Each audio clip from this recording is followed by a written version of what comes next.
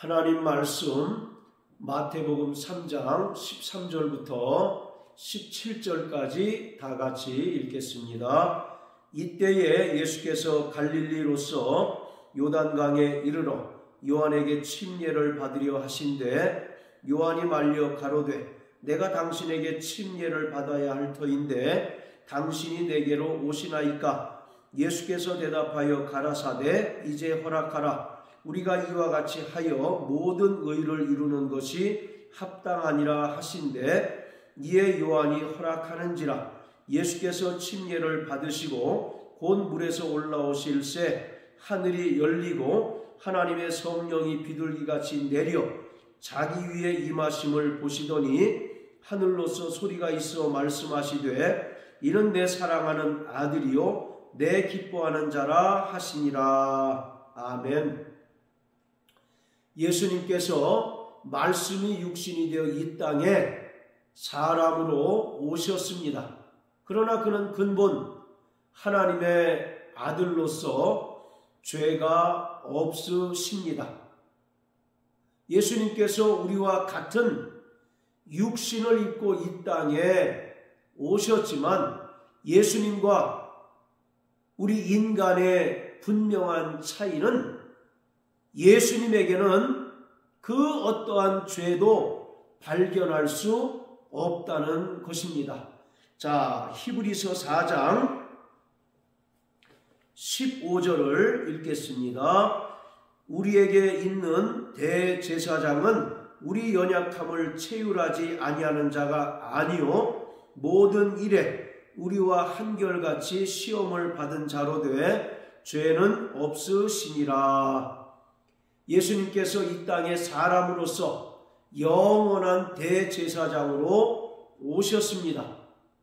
그리고 영원한 대제사장으로 오신 예수님께서는 인간의 모든 연약함을 몸소 체휼하셨고 인간이 일생 살아가는 동안 겪어야 하는 모든 시험을 몸소 다 겪으셨습니다.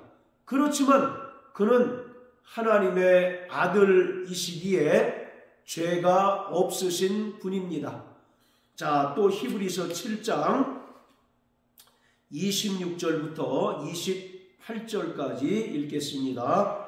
이러한 대제사장은 우리에게 합당하니 거룩하고 악이 없고 더러움이 없고 죄인에게서 떠나 계시고 하늘보다 높이 되신 자라. 저가 저 대제사장들이 먼저 자기 죄를 위하고 다음에 백성의 죄를 위하여 날마다 드리는 것과 같이 할 필요가 없으니 이는 저가 단번에 자기를 드려 이루셨음이니라. 율법은 약점을 가진 사람들을 제사장으로 세웠거니와 율법 후에 하신 맹세의 말씀은 영원히 온전케 되신 아들을 세우셨느니라.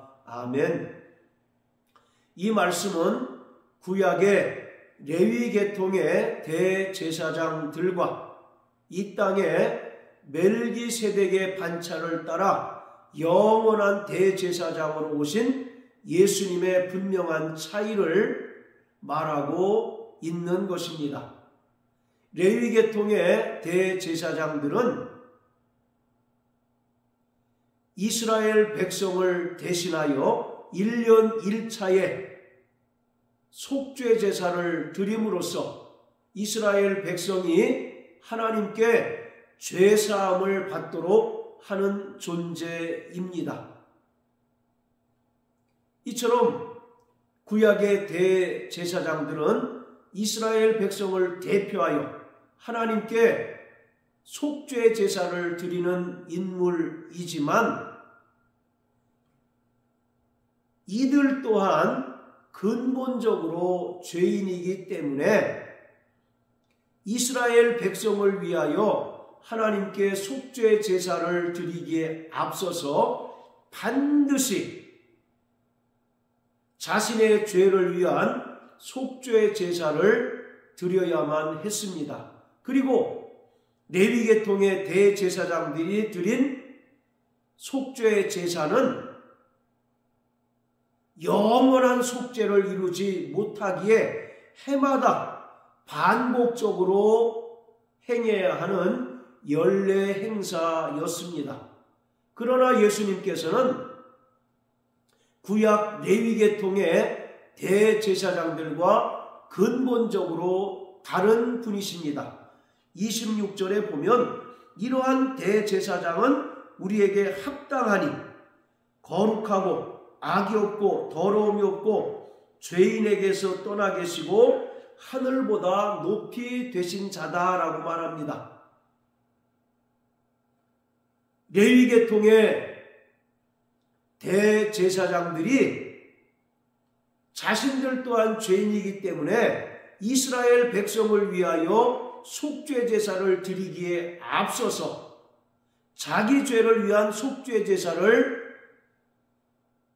드려야 하는 것과는 달리 예수님은 거룩하신 분이시고 악이 없고 그에게는 더러움이 없고 죄인에게서 떠나 계시고 하늘보다 높이 되신 자라는 것을 말합니다. 그러기에 예수님께서는 자기 죄를 위하여 속죄 제사를 드릴 필요가 없고 자기 몸을 하나님과 인간 사이에 화목을 위한 화목제물로 단번에 드리심으로써 영원한 속죄를 이루어 주셨습니다. 이처럼 이 땅에 사람으로 오신 예수님은 근본 하나님의 아들이기에 그에게는 죄가 없으십니다.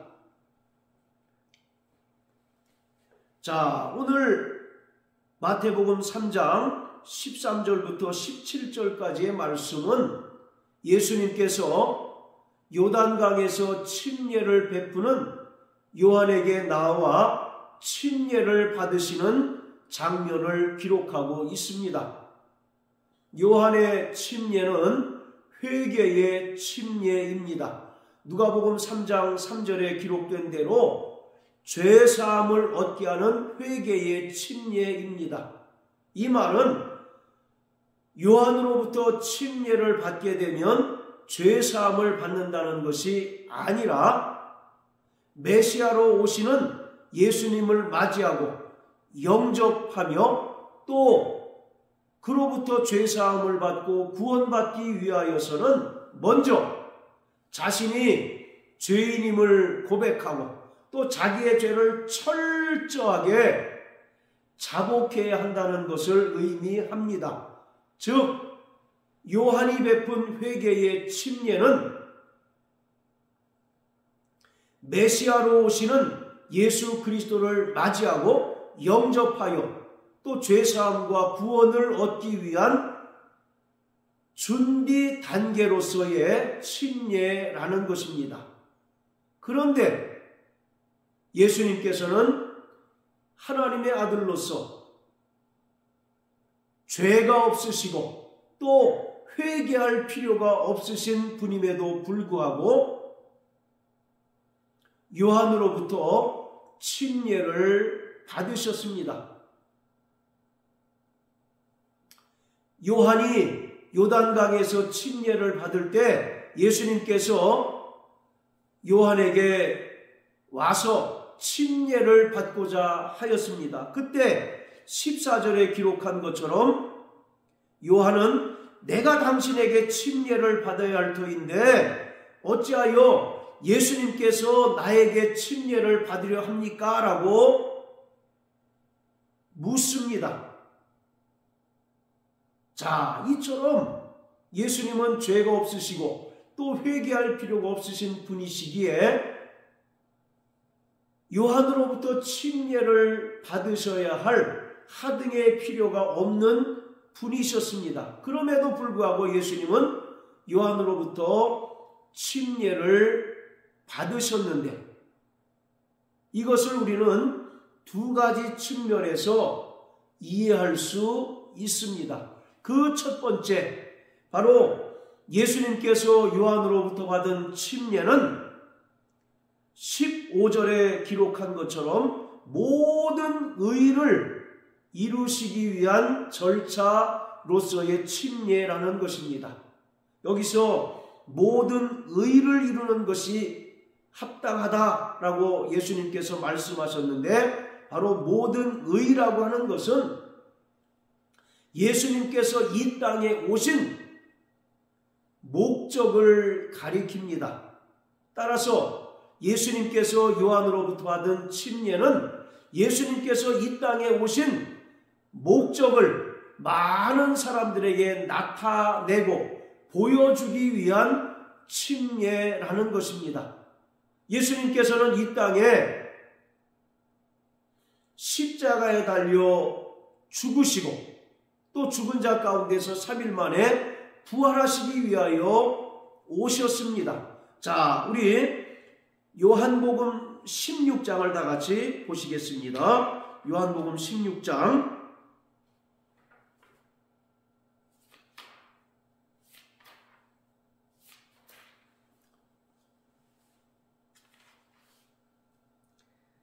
자, 8절, 10절 두 절을 읽겠습니다. 그가 와서 죄에 대하여, 의에 대하여, 심판에 대하여 세상을 책망하시리라. 의에 대하여라 함은 내가 아버지께로 가니 너희가 다시 나를 보지 못하니요. 성령이 오셔서 죄가 무엇인지 또 의가 무엇인지 심판이 무엇인지 세상을 책망하신다라고 말씀하셨습니다. 그러면서 10절에 의가 무엇인지를 예수님께서 설명하시는데, 의는 예수님께서 아버지께로 가셔서 제자들이 다시 보지 못하는 것이다 라고 말씀하셨습니다. 이것은 예수님께서 이 땅에 오신 목적을 온전히 이루시고 부활 승천하셔서 영광의 보좌에 좌정하시는 것, 그것이 바로 하나님의 의라는 것을 말씀하신 것입니다. 예수님께서 이 땅에 사람으로 오신 것은 인간의 모든 죄를 속량하시기 위함입니다. 그래서 예수님께서는 이 땅에 말씀이 육신이 되어 오셔서 친히 죄인의 모습처럼 십자가에 달려 죽으셨고 그 흘리신 피로 인간의 모든 죄를 속량해 주셨습니다. 그런데 그것으로 끝이 나게 되면 예수님 역시 죄인 중에 한 사람에 불과한 것입니다. 그렇지만 예수님께서는 3일 만에 죽은 자 가운데서 다시 살아나심으로써 그가 하나님의 아들이심을 분명하게 증명해 주셨고 또 하늘로 올리우사 영광의 보좌에 좌정하셨습니다. 이렇듯 예수님께서 이 땅에 오신 목적은 친히 십자가에 달려 죽으심으로써 인간의 모든 죄를 속량하시고 또 죽은 자 가운데서 3일 만에 다시 살아나셔서 그가 하나님의 아들이심을 보여주시고 또 하늘로 올리우사 영광의 보좌에 좌정하는 것, 이것이 하나님의 의입니다. 따라서 마태복음 3장 15절에서 이제 허락하라, 우리가 이와 같이 하여 모든 의를 이루는 것이 합당하다라고 말씀하신 것은 예수님께서 이 땅에 오신 그 목적을 사람들에게 분명하게 나타내고 보여주시기 위하여 요한으로부터 침례를 받으셨다는 것입니다. 자, 그리고 두 번째, 예수님께서 요한으로부터 침례를 받으신 것은 이제 예수님의 사생애가 끝나고 공생애가 시작되는 중요한 표적이기 때문에 예수님께서 요한에게 침례를 받으신 것입니다. 그 증거로서 16절에 보면 예수님께서 침례를 받으시고 물에서 올라올 때 하나님의 성령이 비둘기같이 예수님 위에 임하셨습니다. 구약에서 왕이나 선지자, 제사장들을 임명할 때 그 머리에 감람기름을 붓습니다. 예수님께서 이 땅에 그리스도로 오셨는데 그리스도라는 말은 바로 기름 부음을 받은 자라는 뜻입니다.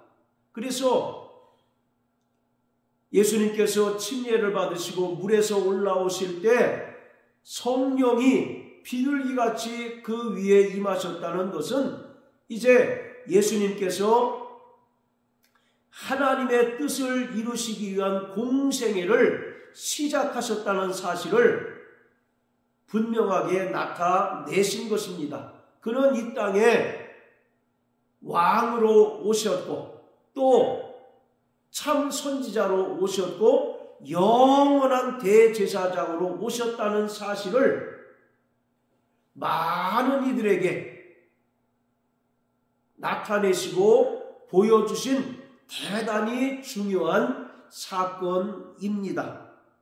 자, 그런데 16절에 보면 하나님의 성령이 예수님 위에 비둘기같이 내렸다라고 말씀합니다. 그래서 많은 이들이 과연 비둘기같이 임하신 것은 어떤 의미가 있는가? 여러 가지 다양한 의견들을 제시합니다. 어떤 이는 이런 의미로 설명하고 또 어떤 이들은 저런 의미로 설명을 합니다. 바로 비둘기같이 온순하신 분이다 라는 의미로 이해하는 사람들도 있고 또 노아의 홍수 이후에 비둘기를 날려보낸 것을 보고 예수님께 비둘기와 같이 성령이 임하셨다는 것은 예수님께서 이 땅에 새 창조를 이루시기 위하여 오신 분임을 보여주는 것이다라고 설명하기도 합니다. 그 외에 여러 다양한 견해가 있지만 다 나름대로 또 일리가 있지만 분명한 것은 비둘기같이 내렸다는 것은 예수님에게 성령이 임한 것은 결코 환상이 아니라 실제적인 사실, 바로 역사적인 사실이라는 것입니다. 물론 이런저런 의미를 우리가 굳이 붙일 수는 있지만 분명한 것은 예수님에게 비둘기와 같이 성령이 임하였다는 것은 예수님께 성령이 임하신 것은 어떤 환상이나 또는 착시현상이 아니라 분명한 역사적인 사실이고 또 이때로부터 예수님께서 그를 보내신 하나님 아버지의 뜻을 이루시기 위하여 철저히 공생애의 삶을 사셨다는 것입니다.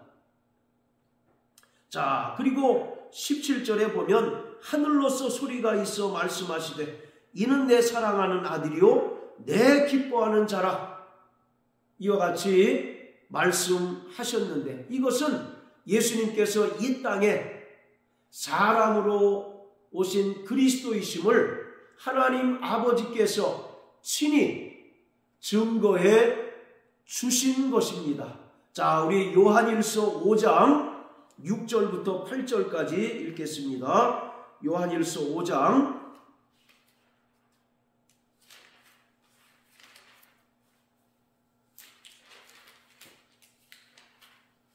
자, 6절부터 8절까지입니다. 이는 물과 피로 임하신 자니 곧 예수 그리스도시라. 물로만 아니요 물과 피로 임하셨고 증거하는 이는 성령이시니 성령은 진리니라. 증거하는 이가 셋이니 성령과 물과 피라. 또한 이 셋이 합하여 하나이니라. 이 말씀은 성부 하나님께서 친히 예수가 이 땅에 말씀이 육신이 되어 오신 그리스도이심을 증명해 주셨다는 것을 말하고 있는 것입니다. 요한 1서가 초대교회 당시에 교회를 위협하던 영지주의자들의 그 주장을 논박하기 위하여 기록되었듯이 영지주의자들은 철저히 예수님의 성육신을 부인하는 자들입니다. 그래서 요한일서 4장에 보면 예수님께서 육체로 오신 것을 부인하는 자들마다 적그리스도의 영이다 라고 말합니다. 그것처럼 요한일서 5장 6절부터 8절까지의 말씀은 하나님께서 친히 예수가 이 땅에 말씀이 육신이 되어 오신 그리스도이심을 증거해 주셨다는 것을 말하고 있습니다. 그래서 6절에 보면 물과 피로 임하신 자니 곧 예수 그리스도시다 라고 말씀하고 있습니다. 여기서 물이라고 하는 것은 마태복음 3장에 나오는 예수님께서 요한으로부터 침례받은 사건을 말합니다. 그리고 피라고 하는 것은 요한복음 19장에서 십자가에 달려 죽으신 예수를 로마 군병이 창으로 찌르자 옆구리에서 물과 피가 쏟아진 사건을 말합니다.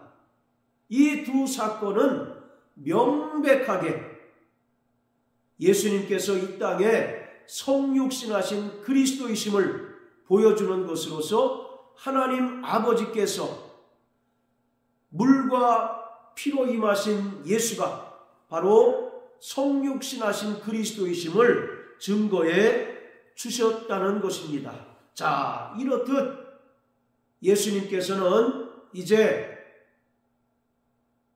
사생애를 끝마치시고 약 30세쯤에 이제 성령이 그에게 임하자 하나님의 뜻을 이루는 공생애의 삶을 사셨고 결국 십자가에 달려 죽으심으로써 그를 보내신 하나님 아버지의 뜻을 온전히 이루셨습니다. 요한복음 12장 50절에 보면 그는 한 말씀도 자유로하지 않으시고 아버지께서 계명으로 주신 말씀만을 전하였다라고 기록하고 있습니다. 구원받은 성도들 또한 이 땅을 살아가는 동안 주님의 공생애를 재현해야 하는 분명한 의무가 있습니다. 디모데후서 2장에 보면 주님께서 우리를 군사로 부르셨다라고 말씀합니다.